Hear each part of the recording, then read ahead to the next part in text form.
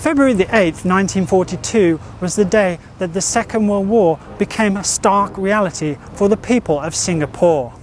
It had been exactly 2 months to the day since the Japanese Empire had first announced its intentions, surprising the colonial outpost with a bombing raid on the very same day that its troops had landed in southern Thailand and northern Malaya, ready for the long push down the peninsula towards their ultimate objective, Fortress Singapore.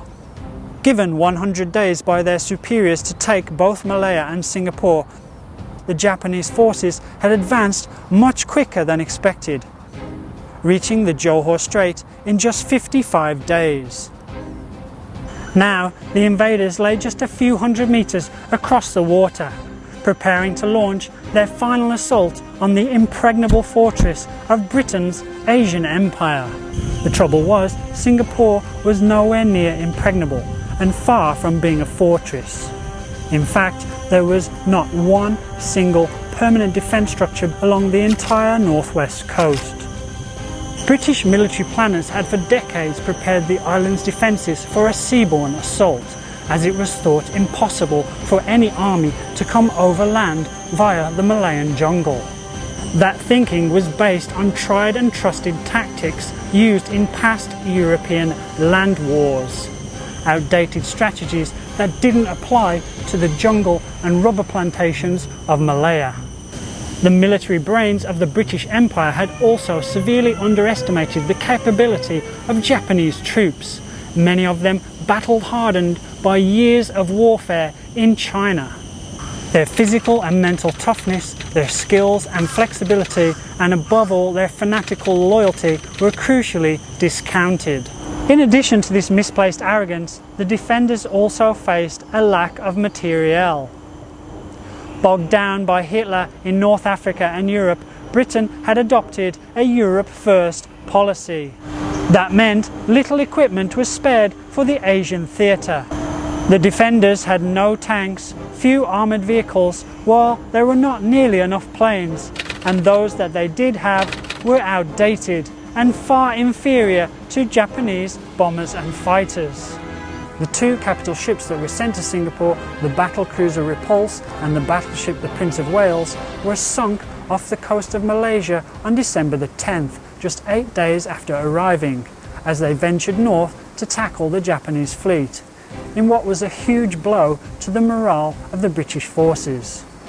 That said, Singapore's fate was already sealed.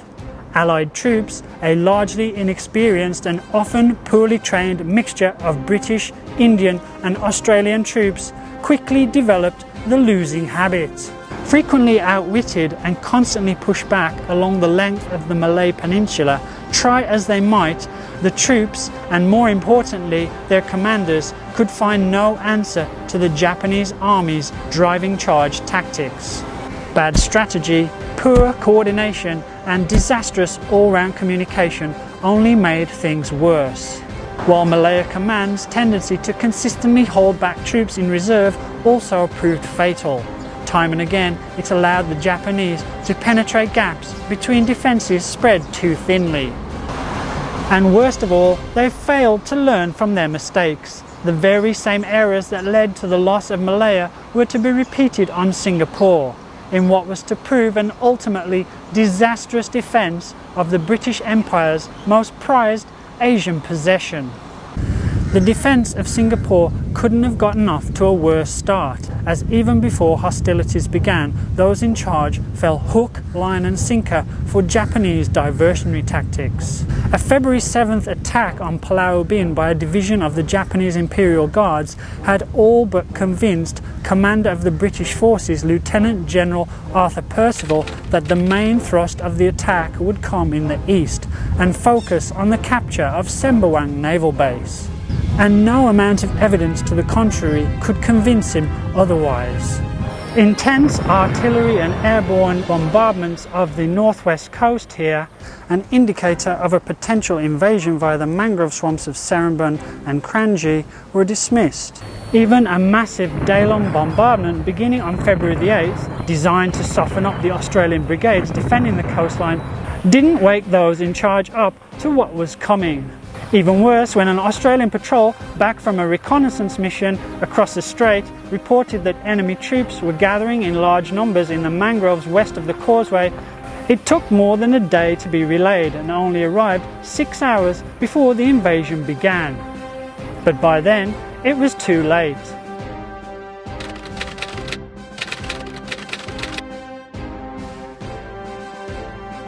The invasion began at around 10 p.m.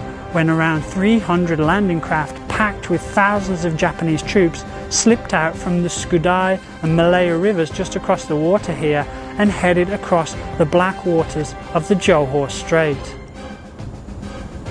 The 22nd Australian Brigade put up a good fight under the circumstances, but with just 750 men to defend a 4.5 mile long stretch of the northwest coastline, they were always tasked with an impossible mission, especially as their lines of communication had been completely severed by the earlier bombardment.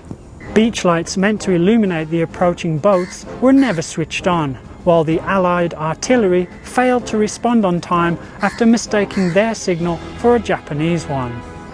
Even so, the Australians punished the invaders in the initial engagements, but they could only hold them back for so long. The Japanese did what they did best. They sought out the weakly defended areas and penetrated them, breaking the Allied lines in several places, including at Songhai Marae and Songhai Karang, just down the coast from here.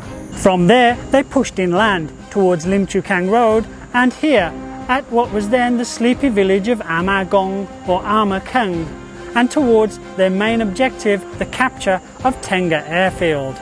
Within 2 hours of the landing, many of the defenders were already falling back to the rallying point at the village here, while back in the swampy mangroves of the northwest, the two Japanese divisions were busy launching red and green star shells into the night sky. The significance of those star shells was twofold, for not only were they declaring the successful landing of the invaders, they were also signalling the beginning of the end for British Prime Minister Winston Churchill's much vaunted Gibraltar of the East.